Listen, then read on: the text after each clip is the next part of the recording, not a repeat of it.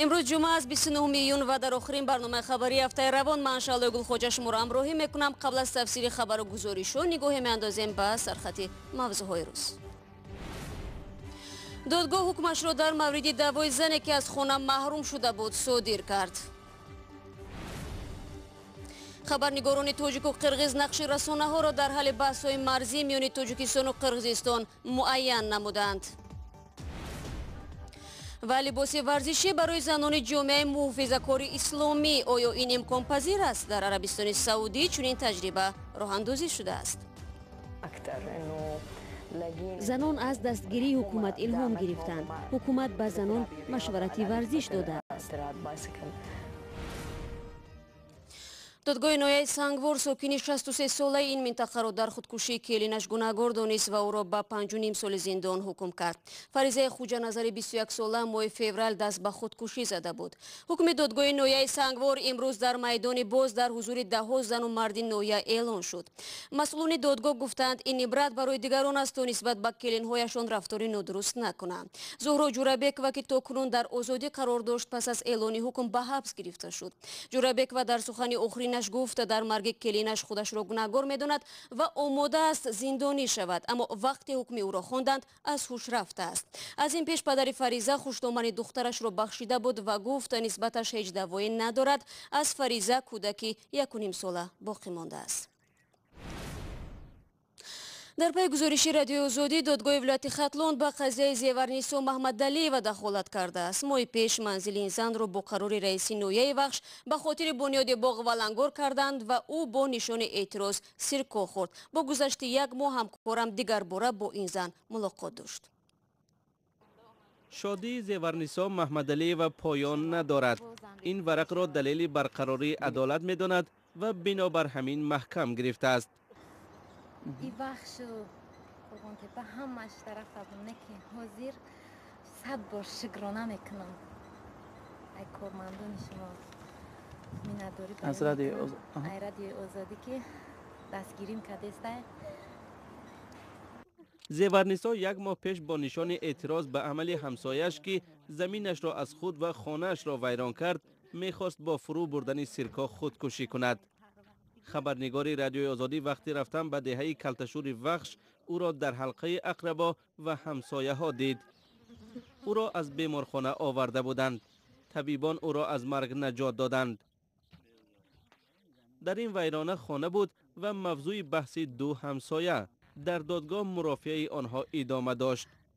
از سال 1988 در این زمین پدر زیورنیسا یک خانه بنیاد کرد و آن را به دختری بیوه مانده‌اش میراث گذاشت.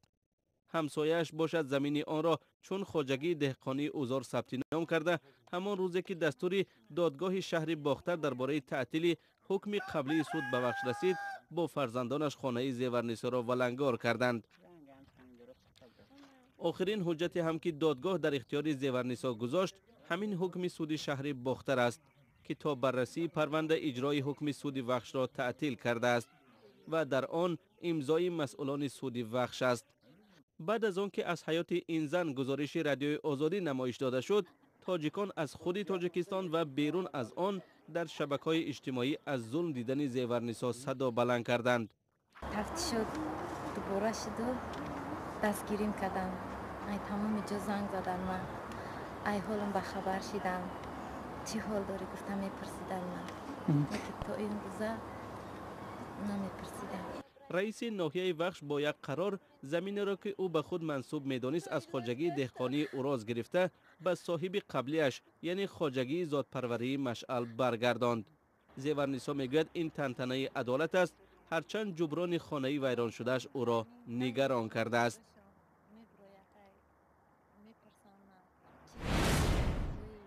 رو می‌آوریم به موضوعهای دیگر. شرکت‌های بزرگ تاکسی در روسیه به مثل یاندکس تاکسی و اوبر به طور عمومی رانندگان تاجیک را از کار می‌رانند و یا از همکاری با آنها دست کشیده ایستادند.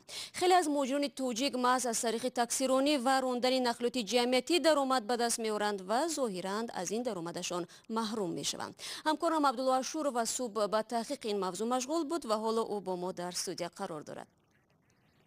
عبدالله، مسئله منع رانندگی مهاجران تاجیک با شهادتنامه‌های تاجیکی از سال گذشته در میان است. چرا امروز دوباره داغ شد؟ салом шаалло. худдории ширкатҳои таксӣ дар Русия дар ҳоле аст ки 1 июли соли равон қувваи қонуни нав ба иҷро медарояд ки мувофиқи он тоҷикон бо шаҳодатномаи ронандагии содиркардаи Тоҷикистон ҳаққи мусофиркашонӣ дар Русия надоранд. маҳрум мондани муҳоҷирони кории тоҷик аз таксиронӣ дар Русия тибқи тағйироти нав ба қонуни бехатарии ҳаракат дар роҳ ва кодекси маъмурии Русия аст. қонунгузорон дар Русия ҳанӯз 1 соли пеш 1 июни соли гузашта ин қонунро мавриди амал қарор дода буданд, аммо дар чанд рӯзи пас аз ба иҷро даромадан ин қонун дар шаҳрҳои бузурги Русия, хосатан Москав ва Санкт-Петербург, бинобар канор зада шудани ронандагони тоҷик норасоии нақлиёт ба вуҷуд омад ва сокинони зиёде аз кор дер монданд. дар натиҷа мақомоти Русия муҳлати иҷрои ин қонунро 1 солу 1 моҳ, яъне то 1 июли соли равон тамдид карданд. аммо Абдулло, чаро муҳоҷирон дар фосилаи муайян шуда барои худ шаҳодатномаи ронандагии Русияро нагирифтанд? муҳоҷирони кории тоҷик мегӯянд шалло ки як мушкили аслии онҳо ин аст ки нозирони бозрасии давлатии автомобилии Русия ҳуҷҷатҳои онҳоро дар шаҳрҳои Москав барои супоридани имтиҳон ҳатто қабул намекунанд. таксиронҳои тоҷики дар суҳбат Ахбори Озодӣ буданд, гуфтанд дар давоми 1 соли ахир борҳо талош доштанд ки аз нав имтиҳон супурда шаҳодатномаи русӣ бигиранд, аммо муваффақ нашуданд. қонунҳое ки фаъолияти муҳоҷиронро дар ин соҳа маҳдуд мекунанд солҳои ахир дар Русия бештар шуданд, аз ҷумла манъи ҷалби муҳоҷирон дар соҳаи тиҷорат, савдо дар соли 2014 ва аз кор рондани муҳоҷирони кӯчароб аз Москав дар соли 2015. фаҳмо, ташаккур Абдулло ва бинандаи азиз. ҷузъиёти ин мавзӯъ ба ҳамин зудиҳо дар сомонаи мо www.ozodi.org гузошта мешавад. ва мо барномаи хабари радиои Озодиро идома медиҳем. сокинони ноҳияҳои назди марзии Тоҷикистону Қирғизистон ки дар он ҷо сари чанд вақт барои тақсими замину обҷанҷол мехезад, дар як назарпурсӣ гуфтанд ки хабарҳои марбут ба моҷароҳои сарҳадиро аз куҷо дастрас мекунанд. ин назарпурсиро анҷумани миллии расонаҳои мустақили Тоҷикистон ва бунёди ҷамъиятии рушди расонаҳо дар Қирғизистон анҷом доданд. дар ин пурсиш даҳо сокини навоҳии назди сарҳадӣ иштирок карда ба суолҳои гуногун ҷавоб гуфтанд. Мирзонаби Холиқзода аз Нуриддин Қаршибоев раҳбари Насмит ҳадаф ва ҷузъиёти ин назарпурсиро суол кард. дар ин тадқиқот аз ду ҷонибин аз Қирғизистон ва Тоҷикистон 30 нафари мусоҳибон бевосита бо ҳамкорони мо чашм ба чашм суҳбат доштанд ва натиҷаи суҳбат барои нишон дод ки бештари мардум иттилоъро дар бораи масоили нарзимарзӣ аз расонаҳо ва интернет дастрас мекунанд ва аз ҷониби Тоҷикистон 70% онҳое ки дар мусоҳибаҳо иштирок карданд таъкид карданд ки эътимоди онҳо ба иттилоъе ки аз ҷониби расонаҳо пешниҳод карда мешавад зиёд аст. шумо дар бораи ҳодисае ки ҳоле нақл кардед ки яъне муноқишаҳо моҷароҳо ва чӣ гуна аз кадом манбаъ дар қадими аввал пахш мешаванд, он наворе ки дар баҳсе ки дар ноҳияи Бобоҷонғафуров сар заду баъдан хеле зуд як навори видеоӣ пахш шуд ки дар он ҷо сарбози тоҷик бо даст баста дар рӯи замин мехобид. ин гуна хабарҳо чӣ гуна пахш чӣ таъсир мерасонад? ин гуна хабарҳои иғвоангез аст ба назари ман ва истифода кардани чунин навору иттилоот боиси иғво андохтан миёни мардум аст. шумо худатон ҳам огоҳ ҳастед ки баъд аз пахш кардани чунин навор дар шабакаҳои иҷтимоӣ баҳсҳои хеле доғ ҳам рух доданд ва ин баҳсҳо ҳам аз доираи ахлоқ ҳам аз доираи қонун берун буданд, яъне ҳатто буд даъватҳо барои интиқом. мақсади аслии ин лоиҳа ба ҳам овардани рӯзноманигорони Тоҷикистон Қирғизистон аст ки дар ҳолати пайдо шудани кадом як иттилоъ дар бораи муноқиша ё дар бораи ҳодиса дар марз аз ҳар ду ҷониб назарҳо пешниҳод карда шаванд. рӯзноманигорон тавонанд ки бо ҳамкасбои худшон дар Қирғизистон дар тамос бошанд ё ки аз Қирғизистон ба ҳамкасбои Тоҷикистон дар тамос бошанд то ки ҳамин мушкилотро воқеӣ ва ҳамаҷониба инъикос кунанд. шакли комили суҳбати Мирзонаби Холиқзодро бо Нуриддин Қаршибоев метавонед дар сомонаи мо ва Озоди видео YouTube пайдо кунед. мегузарем ба мавзӯи ҷаҳонӣ. бо ба сари қудрат омадани валиаҳд Муҳаммад бин Салмон дар Арабистони Саудӣ ба вижа занон аз имкониятҳои бештар бархурдор шуданд. аз ҷумла салоҳиятҳои пулиси мазҳабӣ маҳдуд гардид, иҷозаи баргузории консертҳои мусиқӣ содир шуд ва бахше аз ҳуқуқи занон аз ҷумла ҳаққи ронандагӣ ба расмият шинохта шуд. мутаносибан Занони Саудӣ низ аз чунин ислоҳот истиқбол ва аз имкониятҳои фароҳамшуда истифода мекунанд. روزی که زنهای سعودی از حق رانندگی برخوردار شدند، در شهر جیده خانم ایمان جوهرجی همراه با 3 دوگانش به ساحل بحر رفت و در آنجا از ماشین به دوچرخه نشست. کسی مانع حرکت آنها نشد. با شرافت اصلاحات فراگیر تحت سرپرستی ولیعهد عربستان سعودی محمد بن سلمان، زنان در جامعه محافظه‌کار این کشور از حق رانندگی و آزادی‌های بیشتر در کار و حیات اجتماعی بهره‌مند شدند. کشورهای غربی از این اصلاحات استقبال می‌کنند، ولی دولت سعودی هنوز به دیگر اندیشی تحمل زیاد ندارد. شماری از فعالان حقوق که سالهای پیش بر ضد منع ماشینرانی زنان معرکه پیش می‌بردند تحت تعقیب قرار دارند. هنوز در عربستان سعودی نظام سرپرستی رایج است و زن برای گرفتن شناسنامه و سفر به خارج باید از مرد سرپرست اجازت گیرد. خانم جوهرجی میگوید زنان در آغاز راه طولانی قرار دارند، ولی به هر حال کاهش صلاحیت پلیس اخلاقی که 2 سال پیش قبول شده است به تغییر نمود ظاهری زن در جایهای جمعیتی کمک میکند. زنان از دستگیری حکومت الهام گرفتند. حکومت به زنان مشورتی ورزش داده است.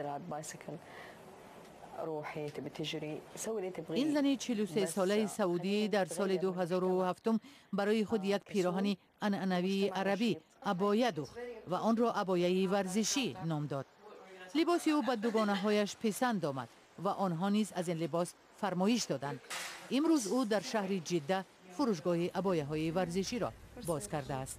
عبایه که در عربستان سعودی و کشورهای خلیج فارس شهرت زیاد دارد، اساساً سیاه بوده همراه با روسری سیاه زن را زیر سطر کامل نگه می دارد.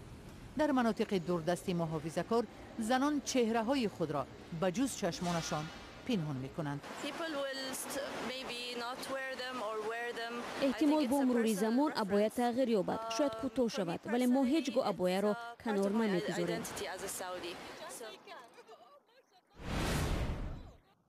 از برف گریختم و به باران دچار شدم. این مقال معروف است که می شود آن را نسبت ساکنان چین استفاده کرد. در این اواخر نه تنها سیل شدید بلکه بارش ژاله شبیه سنگ آنها را با مشکلات مواجه نموده است. اسکندر خوجه میرزاده گزارش می‌دهد. باران‌های شدید اخیر ماه ایون فعالیت نقلیات و اینفراساختار شهرهای سراسر چین را با مشکل مواجه کرده است. صبح روز پنجشنبه شبکه متروی شهر چنگدوی ولایت سیچوان زیر آب ماند. مأموریت مترو با قبول چاره‌های فوری تا نصف روز رفت و آمد قطارها را برقرار و ایستگاه‌ها را از آب و لای پاک نمود. باران شدید رفت و آمد مردم و نقلیات در کوچه‌های چنگدو را هم بسا دشوار کرده بود. روز چهارشنبه باشد در شهر تانگوی ولایت شمال و شرقی جیلین چین دوام 1 ساعت باران و ژاله برابر با چهارمغز و سیب به سر مردم ریخت. طبق اطلاع رسمی در بعضی گوشه‌ها سطح آب کوچه‌ها تا 90 سانتی متر بالا رفته رفت و آمد نقلیات را متوقف کرد. حکومت محلی تانگوه خدمات نجات را برای کمک به رانندگان نیازمند فرستاده ماشین‌های آنها را به مکان بی‌خطر انتقال دادند.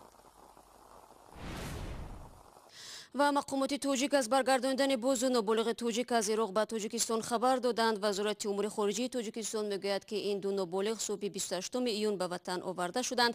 یک منبع در وزارت امور خارجه تاجیکستان روز 29 ایون در صحبت با رادیو آزادی گفت که برگرداندن این نابالغان در همکاری با نهادهای ضد دخل عراق میسر شده است. ماه اپریل 2 برادر و یک خواهر خردسالش به تاجیکستان آورده شدند، ولی بنابر حامله بودن عایشه به او اجازه پرواز نشد و همگی دیروز به وطن برگردانده شد. برای امروز برنامه خبر رو خلاصه میکنیم. اخبار و گزارش‌های از این بیشتر را در سامانه ما www.azadi.org پیدا کنید. گزارش‌های ویدیویی در آزادی ویدیو یوتیوب نشر میشوند. برای شما استراحت خوب میخواهیم. بعد تا ملاقات در هفته نو. خدا نگهدار هر یک شما عزیزان باشد.